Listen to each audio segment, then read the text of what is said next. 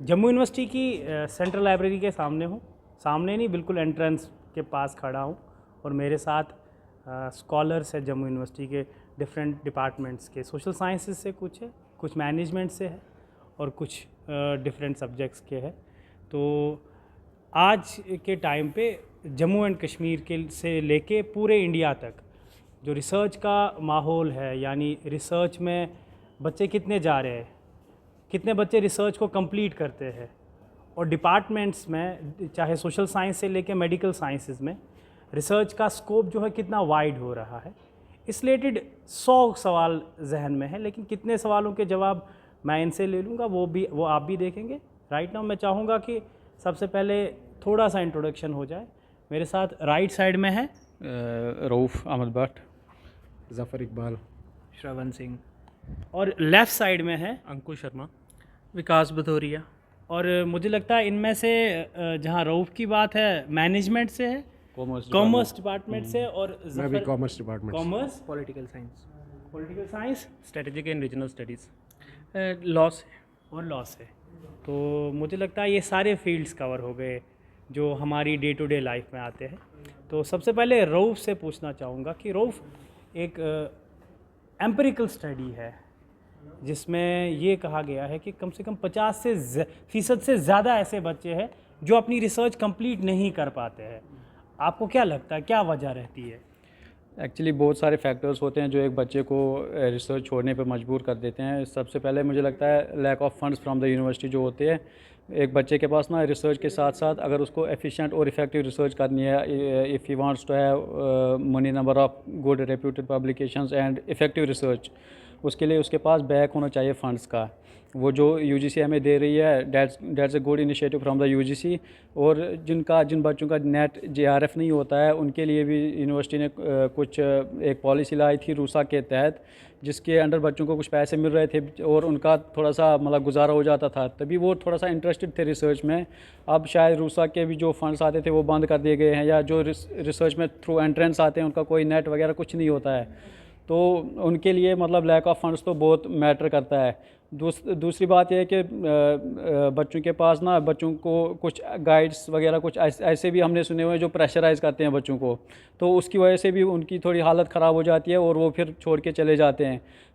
मैं अपनी बात करूं, मेरे जो सर हैं, मेरे जो गाइड हैं doctor Vivek Sharma life long learning से, उन्होंने मुझे इतना मोटिवेट किया है। उन्हें मुझे वो मुझे अपने छोटे भाई की तरह समझते हैं। वो मुझे कहते हैं कि ये मेरा फ्रेंड है, तो उसकी वजह से हमने बहुत प्रोडक्टिविटी निकाली है। मेरी गुड रेप्यूटेड पब्लिकेशंस है, इंटरनेशनल जर्नल्स में, एल्सेवियर में पब्लिकेशंस है, टेलर एंड फ्रांसिस में पब्लिकेशंस है।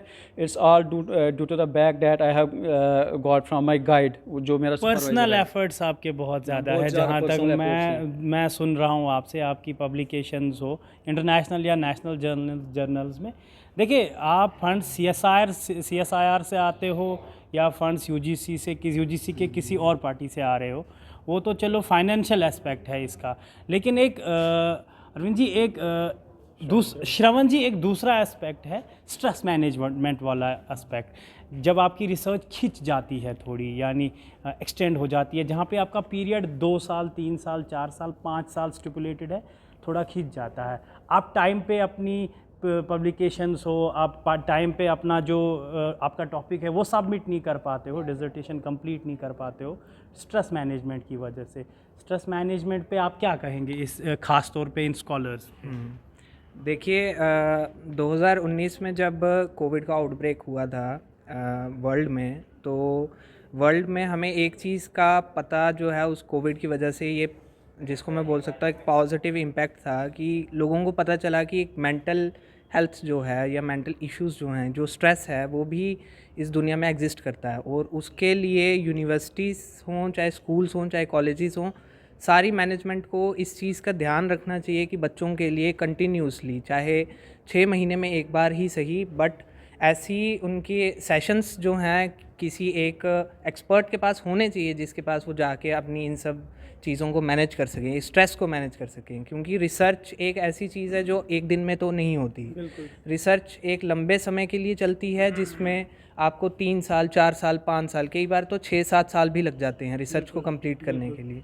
और उन सब चीज़ों के बावजूद जब आपको एक सोशल प्रेशर भी होता है, क्योंकि एक एज होती है जिसमें हम एम्प्लॉयड नहीं हैं, बट हम वो वाला टाइम जो है हम रिसर्च को दे रहे हैं। जब हम देखते हैं कि बाकी के जो लोग रिसर्च में नहीं हैं वो एम्प्लॉयड हैं, वो कुछ ना कुछ कमा रहे हैं अपनी ज़िंदगी में, उस टाइम पे फाइनेंशियल स्ट्रेस, सोशल स्ट्रेस और ये बाकी के स्ट्रेस जब मिल जाते हैं, तब वो एक रिसर्च स्कॉलर को मजबूर कर देते हैं कि वो इन सब चीज़ों से अपने आप को साइड कर दे, और वो एक डिप्रेशन का कारण बन जाता है मोस्टली सारे स्कॉलर्स के लिए।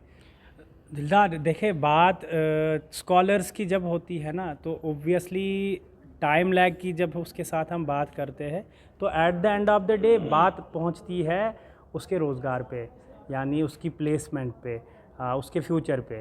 तो आपको लगता है कि इन रिसर्च स्कॉलर्स के लिए एक स्पेसिफिक, या मैं स्पेसिफिक नहीं, एक पर्टिकुलर ऐसा सिस्टम है कि जिसके थ्रू हम समझ सकते हैं कि नहीं 5 साल 6 साल एक एक्सटेंसिव स्टडी करके ये बच्चा जो है यहाँ जाएगा, तो उसके अंदर भी एक विजन रहता है कि नहीं, अगर मैं इतनी एक्सटेंसिव स्टडी कर रहा हूँ तो एंड में फ्यूचर यहाँ है।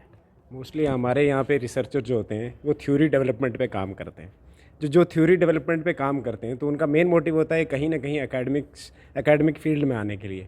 हमारे यहाँ इस कंट्री में ऐसा होता है, और बाहर की कंट्री में क्या होता है कि जो रिसर्च होती है वो प्रॉफिट मोटिव होती है, वो बड़ी बड़ी कंपनीज़ कंडक्ट कराती हैं। अब वो कंपनीज़ कहाँ से लाती हैं? वो कंपनीज़ जो हमारे एकेडमिशियंस होते हैं वो जाके कांटेक्ट करते हैं उन कंपनीज़ के साथ कि आप आएँ, हम आपको यहाँ से पार्टिसिपेंट देते हैं, आप एवेन्यूज़ क्रिएट करें इनके लिए, ताकि लिए इनकी रोज़मर्रा ज़िंदगी भी चल सके और एक अच्छा प्रोडक्टिव स्ट्रैटेजी आपको डेवलप करके दे सकें। यहाँ पे क्या होता है, यहाँ पे टोटल अलग है। हमारे यहाँ पे बहुत सारे प्लेसमेंट सेंटर्स हैं। अब उन प्लेसमेंट के डीन कहाँ पे हैं ये तो हमें भी नहीं पता है। अब उन प्लेसमेंट को कौन चला रहा है ये हमें भी नहीं पता है। उस प्लेसमेंट तो बहुत दूर की बात है। आप बताएं कि कौन सी ऐसी कंपनीज़ हैं जो आके, अब प्राइवेट कंपनीज जो एकेडमिशियंस के साथ कोलैबोरेशन करके अपने रिसर्च वो आउटपुट निकाल रहे हैं। CSIR करा रही है, UGC करा रही है, वो गवर्नमेंट स्पॉन्सर्ड है। और कौन देख रहा है कि कौन सा टॉपिक अप्रूव किया जा रहा है, कौन देख रहा है कि किस टाइप का टॉपिक अप्रूव किया जा रहा है। यहाँ गाइड की मर्जी का टॉपिक अप्रूव होगा, जिसमें गाइड की मर्जी के साथ ये चलेगा कि ये कितना आसान टॉपिक है, ताकि मैं अपने पॉइंट्स इंक्रीज़ करने के लिए एक और बच्चे को PhD करवा दूँ। वो उनका ये मोटिव कभी नहीं होता है कि वो इस देश के लिए कंट्रीब्यूट करने के लिए कुछ अच्छा प्रोडक्टिव तैयार कर पाएँ। यहाँ का गाइड क्या होता है कि वो असिस्टेंट प्रोफेसर है, उसको एसोसिएट प्रोफेसर बनना है। अब एसोसिएट प्रोफेसर बनने के लिए उसको कुछ पॉइंट्स चाहिए। अब वो पॉइंट्स कहाँ से कलेक्ट करेगा? वो एक रिसर्चर की हेल्प लेगा, उस रिसर्चर को बोलेगा तो मेरे नाम पे पब्लिकेशन कर, तो ये आसान सा टॉपिक ले और इस आसान से टॉपिक के ऊपर PhD अपनी सबमिशन कर दे। तो आपको क्या लगता है, वो तो बेचारा गाइड को खुश करने पे लगा हुआ है। अब रोज़मर्रा की ज़िंदगी जो आपने सवाल पूछा था वो कहाँ से सर्वाइव करेगा? ये तो नेक्स्ट टू इम्पॉसिबल है। जो बची कुछ फील्ड, हमारी एकेडमिशियन फील्ड के अंदर कुछ जॉब्स थी, उनको आपने या तो डायरेक्ट प्रमोशन के थ्रू फुलफिल कर दिया है, या तो आज तक 70% कॉन्ट्रैक्चुअल जॉब्स पे चल रही हैं। अब वो कॉन्ट्रैक्चुअल का कितना पैसा दे रहे हैं? आप कंपैरिजन करिए दिल्ली यूनिवर्सिटी के कॉलेजेस के साथ। दिल्ली यूनिवर्सिटी के कॉलेज के अंदर 78,000 मिल रहा है, ठीक है। कुछ ना कुछ कहीं ना कहीं थोड़ा सा सर्वाइव कर रहे हैं, इन्फ्लेशन का इम्पैक्ट देख के तो वो सर्वाइव कर पाते हैं। यहाँ पर कितना मिलता है? 28,000 रुपये। आप देख रहे हो कितना बड़ा गैप है। तो आपको क्या लगता है कि रिसर्च तो रिसर्च है, यहाँ पर हमारी पढ़ाई का सर्वाइवल भी बड़ा मुश्किल हो गया? दिलदार जी, आपसे सुन के तो यही लग रहा है कि चलो गाइड की नहीं, इधर स्कॉलर की नहीं, गाइड की डेवलपमेंट हो रही है रिसर्च की वजह से। तो लेकिन मेरे लेफ़्ट साइड है अंकुश जी। अंकुश जी, देखिए बात इन्होंने गाइड की, तो आपको लगता है कि एक कोऑपरेटिव, एक हेल्पफुल, एक हम्बल गाइड होने की रिसर्च में कितनी ज़्यादा ज़रूरत है? ये तो इम्पेरेटिव है, क्योंकि आपकी जो काम है वो आपका और आपके गाइड का मिलकर काम होता है। लेकिन फंडामेंटली हमारी रिसर्च में बहुत सारी प्रॉब्लम है। एक तो हमारी जो कंट्री की पॉलिसी है उसके लेवल पे भी प्रॉब्लम्स हैं, और दूसरा इंडिविजुअल के लेवल पे भी प्रॉब्लम है। जैसे मोटा मोटे तौर पे एग्जैक्टली डेटा तो नहीं मालूम, लेकिन ऑलमोस्ट अभी 40,000 के आसपास रिसर्च स्कॉलर्स जो हैं एक साल में भारत में निकलते हैं, जिसमें से UGC डायरेक्टली फंड करता है सिर्फ 10,000 लोगों को। और JNK में कितने निकलते होंगे? इस तरह का डेटा इतनी आसानी से आपको अवेलेबल नहीं होगा, कोई RTA लगानी पड़ेगी। ये डेटा जो है UGC ने निकाला था 2-3 साल पहले। सिर्फ 10,000 लोगों को, यानी 30,000 लोग जो हैं वो बिना फेलोशिप के काम करते हैं, या उनको यूनिवर्सिटी फेलोशिप देती है 5,000 10,000। एक इंसान जिसको आप जो प्रोडक्टिव वर्कफोर्स में है, जो अपने 23-24 साल से लेके 32-34 साल तक काम कर रहा है, आप उसको इतने मार्जिनल पैसों पे काम करवा रहे हो।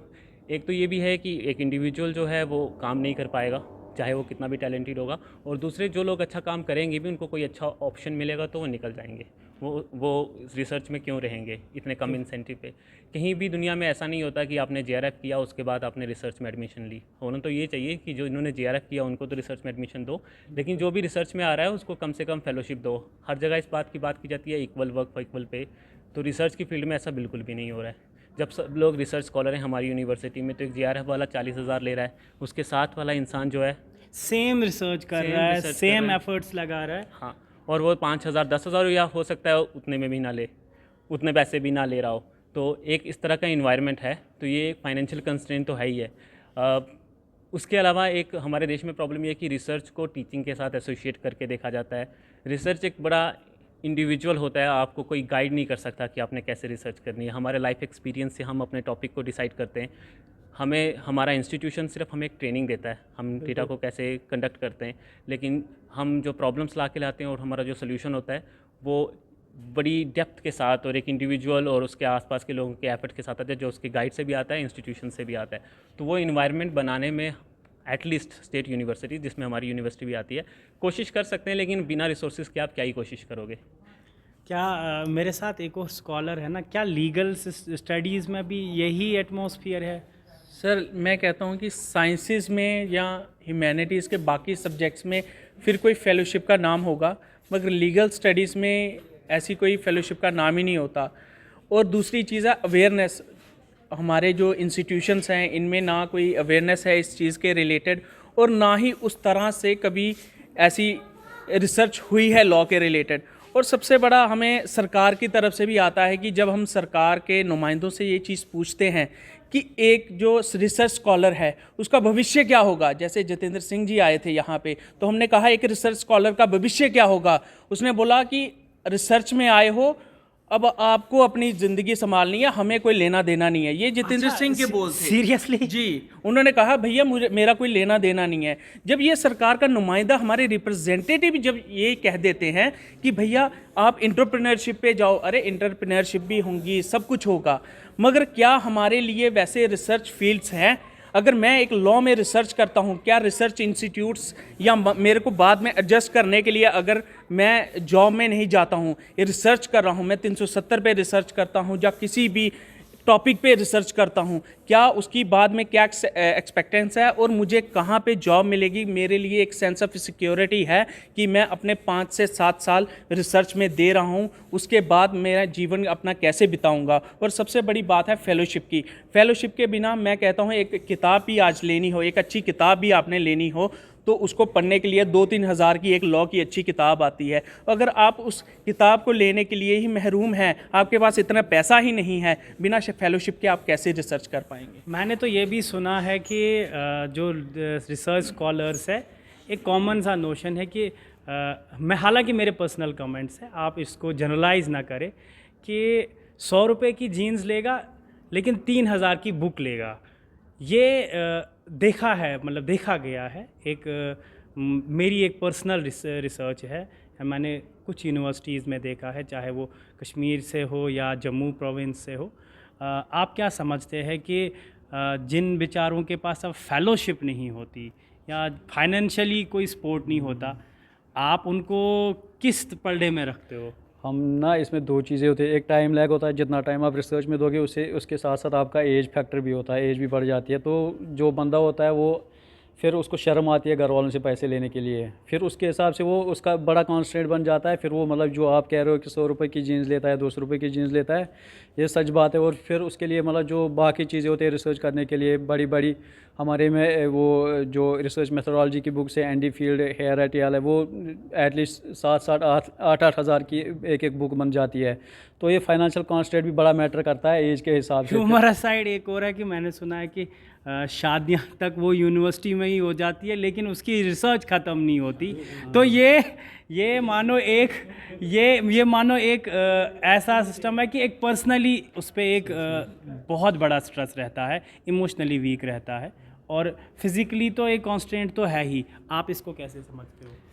देखिए, मैंने पहले भी इसी बात के ऊपर, आपने मेरे से जब ये सवाल पूछा था स्ट्रेस मैनेजमेंट को लेके, तो ये तो अब हर एक लड़के और लड़की की लाइफ का, मतलब मैं कह सकता हूँ कि एक ऐसा पार्ट है जिसको, जो हम सोसाइटी में रहने की वजह से हमें निभाना तो पड़ता ही है, बट उसकी इच्छा सबके दिल में होती है। और अब एज अ स्कॉलर हमारे लिए ये जो आपने बात बोली कि शादियां यूनिवर्सिटी में हो जाती हैं, अब ऐसा तो मतलब बड़े रेयर चांस में होता है कि शादियां हो जाती हैं, क्योंकि स्कॉलर की क्योंकि जब तक आपके पास आज के टाइम पे एम्प्लॉयमेंट नहीं है, एक फिक्स सोर्स ऑफ इनकम नहीं है, तो शादी होना तो बहुत दूर की बात है, मतलब रिश्ता भी नहीं हो सकता। तो इसीलिए अब मैं तो यही चाहता हूँ कि हम भी रिसर्च स्कॉलर हैं, अब हमारा पता नहीं कितना टाइम निकला है इस रिसर्च में। कितना टाइम अभी हो गया? अभी मुझे 1 साल हो गया पीएचडी में, और उससे पहले मेरी एमफिल हुई है, तो आप लगा लीजिए 3-4 साल तो दे दिए हैं। अभी और एक्सपेक्टेड कितने साल? एक्सपेक्टेड 3 साल तो और मतलब लेके चल रहे हैं, आप देखिए, क्या पता 4-5 साल हो जाए। तो अब ये है कि मतलब मैं ये चाहता हूँ कि अगर गवर्नमेंट या जो पॉलिसी मेकर्स हैं वो एटलीस्ट रिसर्चर्स की इन प्लीज़ को जो है वो सुने, कि इतना ज़्यादा अगर एक इंसान अपनी लाइफ में, और जो क्वालिटी पीरियड होता है एक यूथ का, वो अगर हम सिर्फ अपने आप को बस स्ट्रेस मैनेज करने में और स्ट्रेस मैनेजमेंट में ही लगा देंगे, तो हम देश के लिए प्रोडक्टिव क्या करेंगे? इसमें अच्छा, मैं एक बात ऐड करना चाहता हूँ। हम मतलब ऐसे ब्लेम नहीं कर सकते सारे स्कॉलर्स को। मैंने ऐसे भी स्कॉलर्स देखे हैं जिनका टाइम लिया, जिन लोगों ने टाइम लिया अपनी ये पीएचडी सबमिट करवाई, यहाँ से चले मैं गए, समझने वाला था कि जिनने टाइम लिया अपनी शादी की है। ये होता है ना टाइम लैग के साथ, जितना आप ज़्यादा टाइम लोगे, ये actually depends upon the researcher, जो रिसर्च करता हो और जो उसको रिसर्च करवा रहा हो, यानी कि उसका गाइड। मतलब बहुत सारे गाइड मैंने यहाँ पे ऐसे भी देखे हैं, क्योंकि मैं तो खुद मतलब मेरा भी बड़ा टाइम हो गया, मैंने कॉलेज भी ज्वाइन किया था, कॉलेज में भी 1 साल दिया है, उसके बाद मेरा ये 5th ईयर है पीएचडी में, अभी मैं सबमिशन करवा रहा हूँ। लेकिन अल्टीमेटली मैंने ये एक्सपीरियंस किया है कि अगर बच्चा एफिशिएंट हो ना, अगर मतलब रिसर्च करना चाहता हो, तो वो टाइमली अपनी पीएचडी सबमिट करवा सकता है। इसमें मतलब करवा सकता है। हाँ, करवा सकता है। ठीक है। एडमिनिस्ट्रेटिव, मैं दिलदार आपसे सुनना चाहूँगा कि एडमिनिस्ट्रेटिव चेंजेस आप क्या समझते हैं जो नीड ऑफ द आवर है? एडमिनिस्ट्रेटिव चेंजेस तो बहुत सारी हैं, जैसे कि हमारी पॉलिसी सबसे एक स्पेसिफिक होनी चाहिए कि पॉलिसी मेकर्स जो होने चाहिए ना, वो हमारे एकेडमिशियंस होने चाहिए, क्योंकि एकेडमिशियंस का टच जो होता है वो ग्राउंड के लोगों के साथ होता है। जो ब्यूरोक्रेट होते हैं ना, एक बार ब्यूरोक्रेसी में आप चले जाएं, उसके बाद ग्राउंड के साथ आपका कोई लिंक नहीं रहता है। आपको वही लाल बत्ती वाली गाड़ी मिल जाती है, तो चार आगे पीछे लोग मिल जाते हैं, तो उनमें ही रहते हो। तो जो एकेडमिशियंस होता है ना, वो एक बच्चे के साथ दिन में इंटरेक्ट करता है, एक कॉमन बच्चे के साथ इंटरेक्ट करता है, उसकी वजह से वो उसकी प्रॉब्लम को आइडेंटिफाई ज़्यादा अच्छे तरीके से कर सकता है। तो पॉलिसी मेकर्स जो होने चाहिए वो एकेडमिशियंस होने चाहिए। इंप्लीमेंट करने के लिए आपके पास एडमिनिस्ट्रेशन बहुत बढ़िया है। ऐसे बहुत सारे और भी लैब हैं जिनको गिनने लगे तो फिर वक्त बहुत लग जाएगा। आपसे लास्ट में पूछना चाहूँगा कि देखिए, रिसर्च तो, जिन बच्चों ने रिसर्च में जाना होगा वो तो रुकेंगे नहीं, और मैं पर्सनली चाहूँगा कि रुकने नहीं चाहिए, क्योंकि आपका अगर पैशन रिसर्च में है तो आप जाएं, फिर मुझे लगता है रास्ता निकल जाता है। लेकिन मुझे आप ये बताएं कि आप पर्सनली अगर जो बच्चे अब इस रिसर्च में जाना चाहते हैं, उनको आप प्रेजेंटली क्या सजेस्ट करते हो? प्रेजेंटली ये सजेस्ट करेंगे कि रिसर्च ऐसी चीज़ है जो आपके मतलब बहुत ज़्यादा मोटिवेशन चाहिए, बहुत ज़्यादा इकोनॉमिक बेनिफिट्स नहीं है, लेकिन अगर आपके अंदर मोटिवेशन है और आप लंबे समय तक काम कर सकते हैं, क्योंकि रिसर्च कोई 3-4 साल की डिग्री नहीं है, वो एक लाइफस्टाइल है जिसमें आप अपनी ज़िंदगी दे देते हो। रिसर्च एक लाइफस्टाइल है। पीएचडी के बाद भी आप किताबों के साथ बहुत समय देते हो। हालांकि मैं उस पर बात बोलना चाहूँगा एडमिनिस्ट्रेटिव पे, कि ब्यूरोक्रेटाइजेशन हमारे इस रिसर्च की इतनी हो चुकी है कि आप सोचिए कि सरकार हमें इंसेंटिव किस फॉर्म में देती है, किस फॉर्म में देती है कि आप ये बताया जाता है जब हम अपनी रिसर्च शुरू करते हैं कि आपको रिसर्च में अच्छी पब्लिकेशंस लानी है, आपको कुछ नई थियरीज क्रिएट करनी है, या किसी तरह से कुछ नॉलेज में प्रोड्यूस करना है। लेकिन at the end of the day आपके पास रिसर्च को देने के लिए जम्मू कश्मीर में प्राइवेट सेक्टर नहीं है, तो आप कहीं नहीं जा सकते, और आपके पास सिर्फ गवर्नमेंट जॉब्स मिलती हैं। और गवर्नमेंट जॉब्स में जब वो एंट्रेंस ले आते हैं तो आपको सारी नॉलेज वहीं पे रख जाती है और हमारा जो सिस्टम है ना मेमोराइज पूरा पेपर एकेडमिक लिखने वाला। पूरा एकेडमिक फील्ड अब आपका 10% 10 नंबर हो गया है तो वैसे। आपने क्या किया, पूरी रिसर्च जो कि उनको बोला आप बैठ जाइए, आपकी नॉलेज की जरूरत नहीं है, मेमोराइज करके जो पेपर लिखेगा उसी को सिलेक्ट करेंगे। ग्रेजुएट वाला भी उधर ही बैठेगा और एक रिसर्च तो स्कॉलर पूरा भी उधर ही बैठेगा। हाँ, मतलब पूरा सिस्टम ये है कि आपने बचपन से हमें सिखाया मेमोराइज करो पेपर लिखो, मेमोराइज करो पेपर लिखो, फिर जब जॉब देने की बारी आई तब भी आपने यही सिस्टम लाया, जो मेमोराइज करके पेपर लिखेगा उसको सबसे ज़्यादा मार्क्स मिलेंगे, जो अच्छे से प्रेजेंट कर देगा, चाहे उसको आता जाता हो ना कुछ, अच्छी से अंग्रेजी बोलनी है, बहुत अच्छे शब्दों का इस्तेमाल करना है, उसमें कुछ भी बकवास कर दो, मेमोराइज कर दो और आप select. This is the truth, fact, ये फैक्ट है हमारे पूरे सिस्टम का। और फिर हम ये कह रहे हैं कि हमारे यहाँ पे एनालिसिस नहीं होता। जब हम रिसर्च लिख के जा रहे हैं, हमारे साथ भी जब हम नए आते हैं, पहले 2 साल हमें ये समझ नहीं आती कि एनालिसिस होता क्या है, फिर क्योंकि हमारी ट्रेनिंग ऐसी नहीं हुई। एनालिसिस है तब रिसर्च खत्म हुई होती है। हाँ, हमारी ट्रेनिंग ऐसी नहीं हुई ना। सारी ज़िंदगी क्लास नर्सरी से लेके केजी से लेके 12 तक, इवन कॉलेजेस तक हमें तो यही सिखाया गया है, मेमोराइज करो पेपर लिखो। और अचानक से आपको कोई बोले कि नहीं यह सब खराब है, अब आपने एनालिसिस करना है, आपने अंडरस्टैंडिंग देनी है, नॉलेज में एडिशन करना है। जब आपने हमें आप तभी समझते हो 25 साल जाया है। अब ज़्यादातर नया से लोग पढ़ना है। इंक्लूडिंग मी, बाकी सब लोग भी चाहे जिनकी बहुत अच्छी स्कूलिंग ना हो, उनको लगता है कि बुक्स और टेक्स्ट बुक में हमें फ़र्क कब पता चलता है। मास्टर्स में आके बुक्स और टेक्स्ट बुक में फ़र्क पता समझ आता है। ग्रेजुएशन में हमें तो टेक्स्ट बुक दे के दिखाया जाता है, ये बुक से इनको पढ़ना होता है।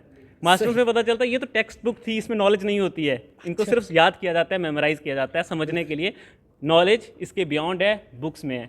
और उसके बाद भी हमें बुक्स क्या मिलती हैं, लाइब्रेरी के अंदर बहुत सारी बुक्स हैं, 10 लाख से ज़्यादा वहाँ शायद लिखा हुआ है। डॉक्टर साहब काश मेरे पास टाइम होता, मैं आपसे कोई 2 घंटे बात करता, लेकिन डॉक्टर साहब टाइम नहीं है। लेकिन आपसे ज़रूर सुनना चाहूँगा कि देखिए लीगल स्टडीज़ में अभी आप रिसर्च कर रहे, मुझे बोले कितना टाइम हो गया अभी आपको? मेरे को साल हो गया है, उससे पहले LLM था मेरा, उसमें भी रिसर्च का रहता है। लेकिन अभी आप अपने आप को फ्यूचर में कहाँ देखते हो, सिंसियरली बोलना? मैं फ्यूचर में मैं वही सोच रहा था कि मैं प्रैक्टिस करता हाई कोर्ट में और अच्छी सी जॉब। वो तो आप LLB करके भी कर सकते थे। प्रैक्टिस करता, मगर मैंने रिसर्च का फील्ड इसलिए चुना था कि मैं चाहता था कि रिसर्च का मतलब ही यही है, हम MSc तक तो पढ़ते हैं, एक नॉर्मल किताब पढ़ते हैं या नॉर्मल किसी भी कॉन्सेप्ट को पढ़ते हैं, मगर उसको हर डायमेंशन से खगालना, उसको देखना कि किस तरह से क्या हो सकता है, पूरी तरह से देखना। और वही चीज़ें जब वो हमारी थीसिस के रूप में आती हैं और वो पॉलिसी मेकिंग में यूज़ होती हैं,